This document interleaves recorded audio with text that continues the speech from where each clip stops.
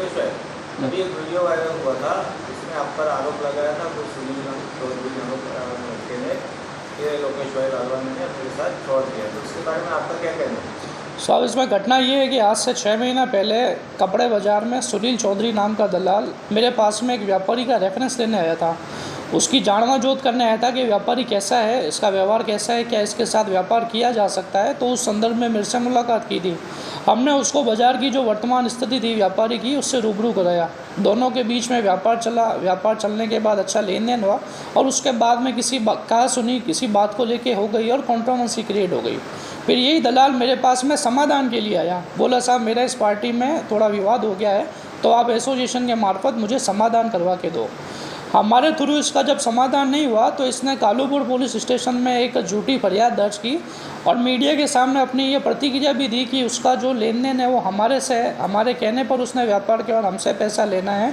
ऐसी झूठी शिकायत देकर पुलिस प्रशासन को उन्होंने गुमराह करने का कार्य किया। पुलिस ने जब मामले की जांच की तो जांच में यह पाया गया कि ये झूठी अर्जी है, इसमें लेनदार पक्ष कोई और है, देनदार पक्ष कोई और है और जो हम पे आरोप लगाया जा रहा है हमारा इस लेन देन में कोई नाता ही नहीं है, किसी तरह की कोई प्रक्रिया ही नहीं है।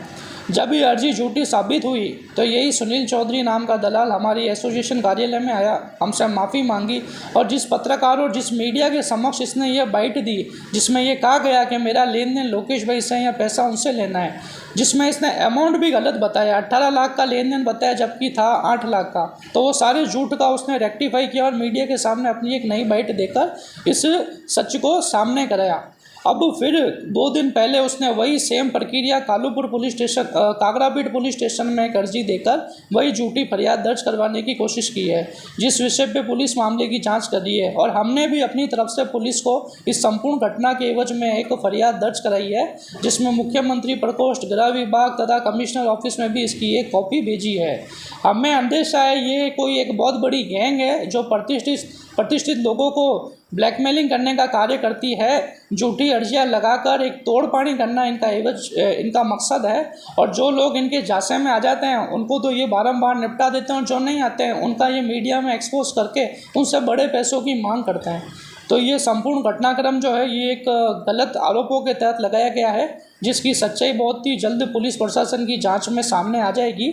और जो सुनील चौधरी नाम का दलाल है, हमें ये किसी गिरोह से मिला हुआ व्यक्ति लगता है जिसके पीछे कुछ लोगों की ऐसी दिमाग है या ऐसे शातिर किस्म के लोग जो तोड़बाजी करने में व्यवस्था रखते हैं, वो ऐसे फरियादों को बार बार खड़ा करके अलग अलग पुलिस स्टेशन पर अर्जियां लगाकर समाज में नामचीन लोगों को बदनाम करने का और उनसे झूठी अर्जियां लगाकर पैसे ऐंठने का कार्य करने का प्रयास करते हैं।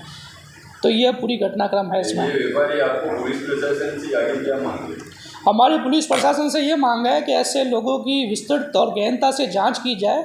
ये एक बहुत बड़ा गिरोह है क्योंकि एक ही व्यक्ति बार बार मीडिया के सामने आके झूठ बोलता है, रकम क्या है और बताता क्या है, मांगता किससे है और डिमांड किससे करता है और अलग अलग पुलिस थानों में जाकर अर्जियां लगाता है। यानी पुलिस प्रशासन को भी ये गुमराह करने का कार्य कर रहा है, कानून का एक दुरुपयोग करने का कार्य कर रहा है।